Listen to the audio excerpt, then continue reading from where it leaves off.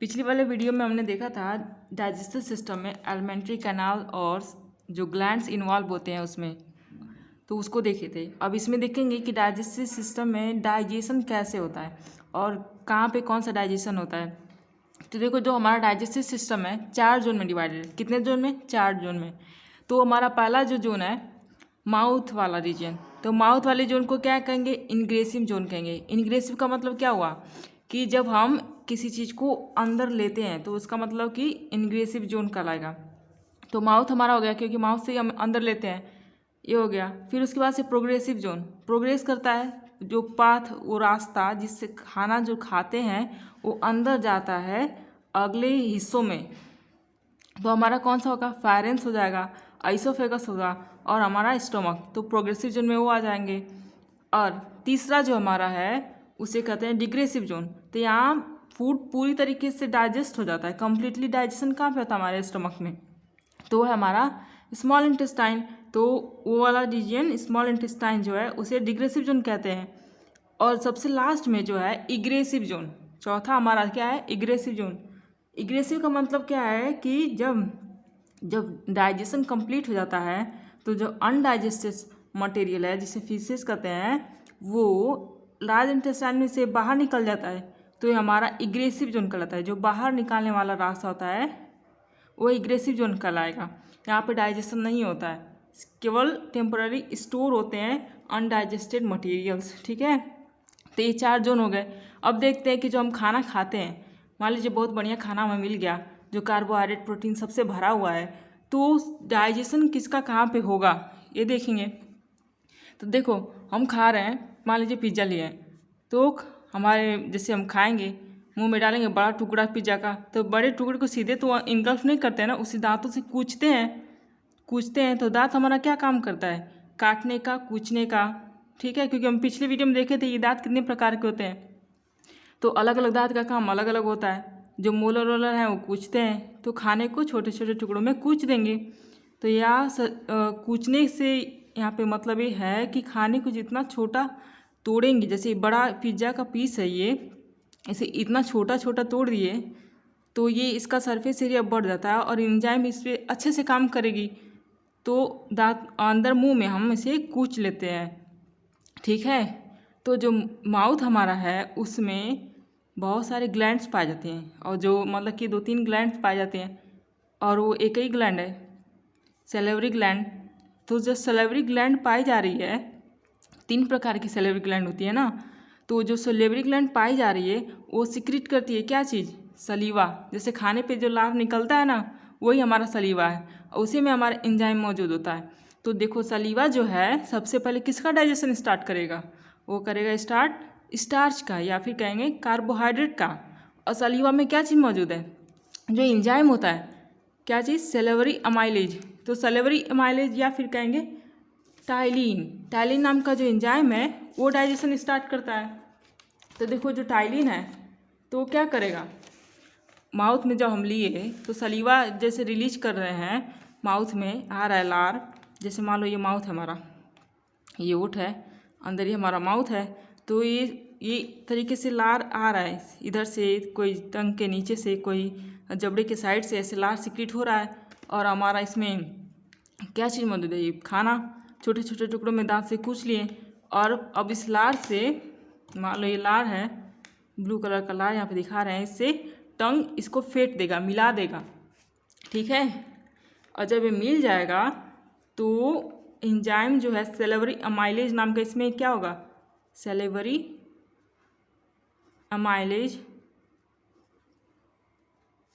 Amylase नाम का जो एंजाइम है, या फिर कह सकते हैं टाइलिन काम करेगा स्टार्च पे। तो जो टाइलिन है स्टार्च पे काम करेगा, तो ये क्या करेगा? स्टार्च को किस में डाइजेस्ट करेगा? स्टार्च को माल्टोज में कन्वर्ट कर देता है। ठीक है, मतलब छोटे टुकड़े में डिवाइड कर देता है। स्टार्च को ऐसे फॉर्म में बना देगा कि वो आगे जाके हमारे बॉडी द्वारा लिया जा सके, तो माल्टोज में कन्वर्ट हो जाएगा। ठीक है, आगे जाके इसका भी डाइजेशन होता है, तो वो देखेंगे आगे। तो देखो, जो सलीवा है उसका जो pH वैल्यू कितना होता है, मतलब कि क्या वो एसिडिक है कि बेसिक है, कैसा है। तो जो सलीवा होता है, सलीवा जो है वो क्या होता है, हल्का एसिडिक होता है। उसका pH वैल्यू 6.8 है, एसिडिक है, हल्का एसिडिक है। तो जो हमारा स्टार्च का डाइजेशन होता है हल्के एसिडिक मीडियम में होता है। तो इसका मतलब हम कह सकते हैं कि जो माउथ है, माउथ में हल्का एसिडिक मीडियम मौजूद है। ठीक है, तो ये स्टार्च का डाइजेशन हो गया। यहाँ पे स्टार्च किस में कन्वर्ट हो गया, माल्टोज में। देखो माउथ में ना प्रोटीन का डाइजेशन होगा ना फैट का डाइजेशन होगा। ठीक है, प्रोटीन और फैट का डाइजेशन माउथ में नहीं होता। अब क्या करेंगे, जो बोलस के रूप में, बॉल के रूप में खाना जैसे कूच के जीभ के द्वारा फेंट के बनाया जाता है बॉल के रूप में, वो आगे इंगल्फ होगा, आगे जाएगा। तो आगे जाएगा किस रास्ते से, प्रोग्रेसिव जोन से। तो आइसोफेगस जो वाला पाइप है, लंबी पाइप है, यहाँ से खाना इंटर कर रहा है, ऐसे गोल साइज का अंदर जा रहा है इधर पेरिस्टालिसिस मोशन से। किस मोशन से, पेरिस्टालिसिस। पेरिस्टालिसिस एक मोशन होता है, जैसे फूलता पिचकता इस तरीके का मोशन करेगा तो आगे खाना कॉन्ट्रैक्ट रिलैक्स वाला मोशन करता है ना, तो आगे खाना बढ़ता है। तो अब स्टमक में चला जाएगा। अब स्टमक जानते ही हो कि कौन सा किस प्रकार का हिस्सा है। देखो स्टमक हमारा कैसा है, बीन शेप का है, और ये क्या सिक्रेट करता है, तो ये सिक्रेट करता है गैस्ट्रिक जूस। तो देखो हमारा ये स्टमक है, बीन शेप का हमारा स्टमक हो गया ना। अब ये स्टमक में क्या चीज़ आ रहा है, गैस्ट्रिक जूस, चारों तरफ से सिक्रेट हो रहा है गैस्ट्रिक जूस। अब गैस्ट्रिक जूस में क्या क्या होगा, गैस्ट्रिक जूस में HCl होगा, प्लस प्रोरेनिन होता है। रेनिन जो दूध को करता है, मतलब कि दूध का थक्का बना देता है वो। और फिर पेप्सिन होता है, ये प्रोपेप्सिन होगा, जो इनएक्टिव फॉर्म में सीक्रेट होते हैं। ठीक है, तो ये अलग अलग सेल द्वारा सीक्रेट किया जाता है। हमने पिछले वीडियो में देखा था किस सेल द्वारा कौन सा सीक्रेट होता है, तो चाहे तो आप देख सकते हैं उसमें जाके। देखो HCl का क्या काम है, HCl का काम ये है कि जानते हैं कि HCl एक एसिड है, तो HCl का काम क्या होगा, ये एसिडिक मीडियम प्रोवाइड करेगा। कैसा मीडियम, एसिडिक मीडियम। तो देखो एसिड है तो इसका वैल्यू कितना हो सकता है, पहले माउथ में 6.8 था, हल्का एसिडिक था, लेकिन अब इस स्टोमक में कैसा मीडियम हो जाएगा, एसिडिक हो जाएगा, एसिडिक। ठीक है, अब एसिड हो गया तो यहाँ पे चर्निंग मोशन, चर्निंग के द्वारा, जैसे स्टमक है कॉन्ट्रैक्ट करता है, एकदम ऐठता पैठता है, तो खाना जो है पूरा अच्छे से फेंटा जाता है, इसमें जो गैस्ट्रिक जूस उसमें अच्छे से मिक्स हो जाता है, बहुत बढ़िया से मिक्स हो जाता है। और जो इंजाइम्स है वो अपना काम करती हैं खाने पे। तो HCl का काम ये है कि मीडियम प्रोवाइड करना, किस प्रकार का, एसिडिक मीडियम प्रोवाइड करना। जो बैक्टीरिया मान लो खाने के साथ तो कुछ छोटे छोटे बैक्टीरिया भी इंटर कर रही होंगे, तो बैक्टीरियन को वही मार देता है। मान लो बैक्टीरिया घुस गया है तो HCl में, तो वो जिंदा नहीं रह पाएंगे, तो बैक्टीरियन को किल कर देता है ये। और उसके बाद से जो ये इंजाइम्स हैं इनएक्टिव फॉर्म में होते हैं, जिससे प्रोरेनिन है इनएक्टिव फॉर्म में, तो इसे एक्टिव बना देगा, किसमें, एक्टिव कर देगा आगे जाके रेनिन में। ठीक है, तो रेनिन में। उसी तरीके से पेप्सिन भी प्रोपेप्सिन के रूप में सीक्रेट होता है, प्रोपेप्सिन में, तो ये भी HCl द्वारा एक्टिव हो जाता है, पेप्सिन में कन्वर्ट हो जाता है, पेप्सिन में। तो आगे देखो, अब पेप्सिन में कन्वर्ट हो गया है, तो पेप्सिन किसको डाइजेस्ट करता है, प्रोटीन को। तो प्रोटीन को डाइजेस्ट करेगा, तो प्रोटीन को डाइजेस्ट करेगा तो किस रूप में करेगा, प्रोटीन को ये पेप्टॉन बना देता है। ठीक है, पेप्टॉन। और फिर उसके बाद एक और चीज़ बनाता है, प्रोटियोज, प्रोटियोजेज में बना देगा। प्रोटीन का डाइजेशन, मान लो कि मेन चीज़ ये है कि देखो स्टार्च का डाइजेशन माउथ में हुआ, और प्रोटीन का डाइजेशन और थोड़ा बहुत फैट का डाइजेशन हमारे स्टमक में होता है। फैट का डाइजेशन होता है, हाइड्रोलाइज हो जाता है, फैट इमल्सिफाइड हो जाता है, छोटे छोटे टुकड़े में भी टूट जाता है यहाँ पे स्टमक में, तो एक गैस्ट्रिक लाइपेज के द्वारा। ठीक है, गैस्ट्रिक लाइपेज। देखो फैट का प्रोटीन का डाइजेशन पेप्सिन के द्वारा, और फैट का डाइजेशन गैस्ट्रिक लाइपेज के द्वारा। HCl सिर्फ मीडियम प्रोवाइड करता है, बैक्टीरिया को किल करता है और एक्टिवेट करता है एंजाइम्स को। ये चीज़ हो गया, तब स्टमक में इतने काम होते हैं। अब आगे जाके देखो एक चीज़ और कि पहले जो भोजन था मतलब कि जो खाए थे वो बोलस बन के आ रहा था। क्या चीज़? बोलस, बॉल के रूप में आ रहा था। जैसे यहाँ पे जब रहेगा तो बोलस फॉर्म में रहेगा, खाना ही कहेंगे। अब आगे जाके जब स्टमक में पहुँचा तो उसको क्या कहते हैं? चाइम कहलाने लगता है। क्या चीज़ कहता है? चाइम। क्योंकि थीक एसिडिक होता है, थीक और एसिडिक होता है। चाइम थीक और एसिडिक होता है, चाइम कहलाने लगता है। ये इसकी प्रॉपर्टी होगी, ठीक है। अब आगे जाके अब स्टमक से खाना कहाँ जाएगा? देखो स्टमक से अब कहाँ जाएगा? हमारा ड्यूडेनम आता है, मतलब कि हमारा स्मॉल इंटेस्टाइन रीजन आएगा, तो अब यहाँ पे चला जाएगा। तो ड्यूडेनम में अब हम जानते हैं कि ड्यूडेनम में कई प्रकार की चीज़ें सीक्रेट होती हैं। अब लीवर से भी सीक्रेट होगा। क्या चीज़? लीवर से बाइल सीक्रेट होता है। यहाँ पे पैनक्रियाज है जो पत्ती जैसा, वो पैनक्रियाटिक जूस सीक्रेट करेगा।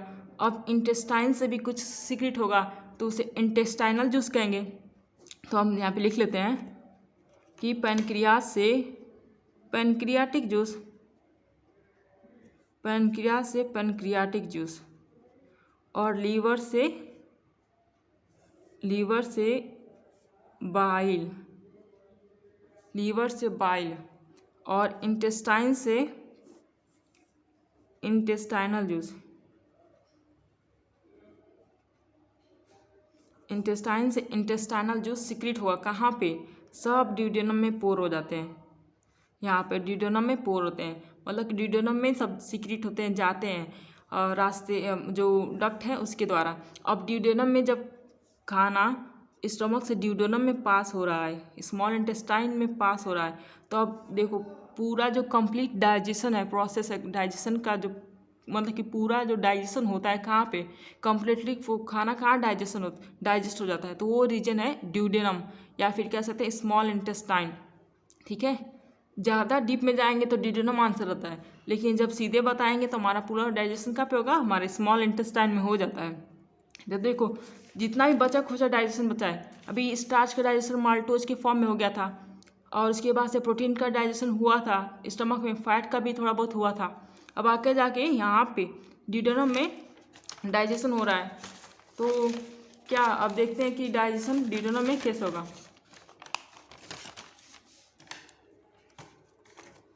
तो मान लो ये हमारा स्टमक है, तो यहाँ से ड्यूडेनम निकल गया। ड्यूडेनम यहाँ से आ रहा है जो बाइल सीक्रेट हो रहा है, इधर से आएगा पैनक्रियाज, पैनक्रियाज, और एंजाइम्स मतलब कि इंटेस्टाइनल जूस,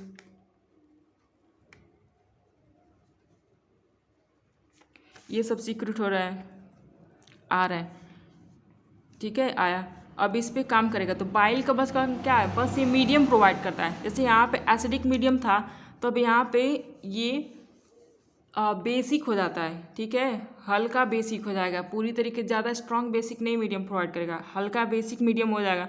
तो बाइल केवल मीडियम प्रोवाइड करता है, इसमें कोई इंजाइम नहीं पाई जाती, नो इंजाइम्स, नो इंजाइम्स, इसमें कोई भी इंजाइम नहीं है बाइल में, ये चीज़ याद रखने की बात है। फिर पैनक्रियाज में बहुत सारे एंजाइम पाए जाएंगे। तो देखो पैनक्रियाज में जो मौजूद हैं, तो सबसे पहले यहाँ पे मान लो प्रोटीन का डाइजेशन पैनक्रियाज के द्वारा, पैनक्रियाटिक जूस के द्वारा होता है। किसका? प्रोटीन का, प्रोटीन का डाइजेशन पैनक्रियाटिक जूस द्वारा होता है। तो प्रोटीन का डाइजेशन जो एंजाइम मौजूद है पैनक्रियाटिक जूस में, वो ट्रिप्सिन है, ट्रिप्सिन नाम का, वो डाइजेस्ट कर देगा किसको? प्रोटीन को। जैसे प्रोटीन कन्वर्ट था ना इसमें पेप्टोन और प्रोटियोजेस में, तो आगे जाके जो पेप्टोन और प्रोटियोजेस हैं वो डाइजेस्ट हो जाते हैं। मतलब कि कह सकते हैं कि पेप्टोन, यहाँ पे लिख सकते हैं पेप्टोन प्लस प्रोटियोजेस डाइजेस्ट हो जाते हैं किस फॉर्म में? पेप्टाइड में, पेप्टाइड में बदल जाता है, ठीक है। प्रोटीन पेप्टाइड में बदल जाता है, ट्रिप्सिन के द्वारा डाइजेशन होता है। और उसके बाद से जो इमल्सिफाइड फैट है, जो स्टमक में थोड़ा बहुत डाइजेशन हुआ था, तो जो इमल्सिफाइड फैट है, इमल्सिफाइड का मतलब क्या है? छोटे छोटे ग्रेन्यूल्स के रूप में फैट यहाँ पे बन चुका है, इमल्सिफाइड फैट है। उसका आगे जाके फैटी एसिड और ग्लिसरॉल में कन्वर्जन होता था। किस में? ग्लिसरॉल में कन्वर्जन हो जाता है। किसके द्वारा? लाइपेज के द्वारा। जैसे लाइपेज एंजाइम हमेशा बस फैट को डाइजेस्ट करती है, तो लाइपेज के द्वारा इमल्सिफाइड फैट का डाइजेशन हो जाता है। किस रूप में? फैटी एसिड और ग्लिसरॉल के रूप में। प्रोटीन का डाइजेशन भी हो गया, फैट का भी हो गया। अब स्टार्च का भी डाइजेशन स्मॉल इंटेस्टाइन में होता है, स्टार्च का भी। तो जैसे माल्टोज के रूप में कन्वर्ट नहीं हुआ था यहाँ पे माउथ में, तो स्टार्च का भी डाइजेशन होगा। तो स्टार्च का डाइजेशन किस रूप में होगा? माल्टोज में जैसे बचा खुचा जो भी रहता है उसका डाइजेशन स्मॉल इंटेस्टाइन में होगा। तो जो माल्टोज है आगे जाके इंटेस्टाइनल जूस में माल्टेज नाम का चीज़ सिक्रीट होता है। माल्टेज नाम का जो एंजाइम है उस सिक्रीट होता है और इसको कन्वर्ट कर देता है, ठीक है, माल्टेज नाम का। तो इसको ग्लूकोज में कन्वर्ट कर देता है, ग्लूकोज में, ठीक है। इसी तरीके से सुक्रोज भी है, जैसे शुगर हो गया, वो लैक्टोज भी है वो भी, तो उन सब का भी डाइजेशन होता है। सुक्रोज, लैक्टोज जो भी चीज़ें सिक्रीट हो रही हैं हमारे स्टमक में उसका डाइजेशन होता है। इंटेस्टाइनल जूस में देखो सुक्रोज जो अनडाइजेस्टेड बचा खुचा है वो सुक्रेज द्वारा किस रूप में कन्वर्ट हो जाएगा? ग्लूकोज प्लस फ्रुक्टोज में। और जो हमारा लैक्टोज है वो लैक्टेज द्वारा किस में कन्वर्ट हो जाएगा? ग्लूकोज और गैलेक्टोज में। तो ये डाइजेशन होता है, ये इंटेस्टाइनल जूस में मौजूद है। सुक्रेज जो है, लैक्टेज है, माल्टेज है, इंटेस्टाइनल जूस में मौजूद होते हैं। तो ये डाइजेशन करते हैं, ठीक है। बचे कुछ जो भी मटेरियल हैं जो डाइजेस्ट नहीं हो चुके हैं यहाँ पे, जैसे जो भी डाइजेस्ट नहीं हुए और स्मॉल इंटेस्टाइन में डाइजेस्ट हो जाते हैं। तो ये पूरा प्रोसेस है डाइजेशन का। तो देखो पहले ऐसे यहाँ पे हल्का एसिडिक मीडियम था, यहाँ पे पूरा एसिडिक मीडियम मिला HCl की वजह से, यहाँ पे बेसिक मीडियम मिला, क्योंकि सभी यहाँ पे जितने भी जूस सीक्रेट हो रहे हैं वो बेसिक हैं। बाइल भी 8 पॉइंट कुछ है इसका pH, इसका भी कुछ 8 पॉइंट है, 8 पॉइंट से ऊपर है। पैनक्रियाटिक जूस का भी 8 पॉइंट है। तो ये सब यहाँ पे डाइजेस्ट हो जाते हैं। तो यहाँ पे डिग्रेसिव जोन में पूरा खाना डाइजेस्ट हो गया, यहाँ पे डाइजेशन हो गया। अब यहाँ से जो है मटेरियल आगे पास होगा लार्ज इंटेस्टाइन में। तो लार्ज इंटेस्टाइन में क्या होता है कि हमेशा एब्जॉर्प्शन होता है वाटर का। जो एक्सेस वाटर है, अनडाइजेस्ट जो मटेरियल है, जो मटेरियल जा रहा है, तो अनडाइजेस्ट मटेरियल इसमें लार्ज इंटेस्टाइन में आया तो यहाँ पे वाटर का इंटेक्ट हो जाता है, वाटर एब्जॉर्ब हो जाता है। क्या चीज़? वाटर एब्जॉर्ब हो जाता है लार्ज इंटेस्टाइन द्वारा, ठीक है। तो जो मटेरियल है ठोस में कन्वर्ट हो जाएगा, तो आगे जाके पास होगा, इधर आएगा, रेक्टम में आकर टेम्पररी स्टोर हो जाएगा। रेक्टम टेम्पररी स्टोर करता है, टेम्पररी स्टोर करता है फीकल मैटर को। जो फेसियस मैटर है, फेसियस मैटर जो अनडाइजेस्टेड मटेरियल है उसे स्टोर करता है रेक्टम में, और फिर रेक्टम के द्वारा में स्टोर होता है। तो फिर उसके बाद से एनस जो पाथ है, एनस जो ओपनिंग होती है लास्ट की, उससे बाहर निकल जाता है जो अनडाइजेस्टेड मटेरियल है, सब बाहर निकल जाता है, थ्रोन आउट हो जाता है बॉडी से। इग्रेसिव जोन इसीलिए कहा जाता है, ठीक है। तो मेन चीज़ यही है डाइजेशन में। और देखो जो फेसियस मटेरियल जो फेसिस है, जो अनडाइजेस्टेड मटेरियल, उसका कलर ब्राउन क्यों होता है? इसका कलर इसका कलर ब्राउन इसलिए होता है क्योंकि उसमें स्ट्राइकोबिलिन नाम का एक सब्सटेंस पाया जाता है। क्या चीज़ नाम का? स्ट्राइकोबिलिन नाम का सब्सटेंस पाया जाता है, ठीक है। इसके वजह से जो ये है ब्राउन कलर होता है, ब्राउन कलर। जो अनडाइजेस्टेड मटेरियल जो थ्रोन आउट होता है बॉडी से, उसका कलर ब्राउन इसीलिए होता है क्योंकि उसमें स्ट्राइकोबिलिन नाम का सब्सटेंस होता है, ठीक। तो यही डाइजेशन है।